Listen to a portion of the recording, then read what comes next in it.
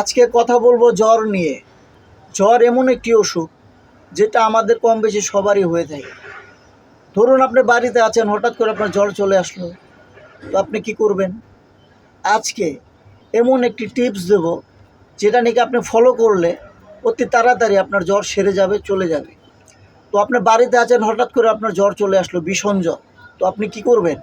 সেই মুহূর্তে আপনাকে একটি কাজ করতে হবে, যেটি নাকি আপনি করলে অতি তাড়াতাড়ি আপনার জ্বর নেমে যাবে, কমে যাবে। তো আপনি কি করবেন? ওই মুহূর্তে যত তাড়াতাড়ি সম্ভব একটি ডাক্তারের কাছে চলে যান। তো ডাক্তারকে আপনার সমস্যার কথা বলুন। ডাক্তার আপনাকে একটা প্রেসক্রিপশন লিখে দেবে। সেই প্রেসক্রিপশনটি নিয়ে সোজা চলে যাবেন ফার্মেসিতে গিয়ে সে প্রেসক্রিপশন অনুযায়ী ওষুধগুলো ক্রয় করবেন। তারপরে হচ্ছে আপনার আসল কাজ।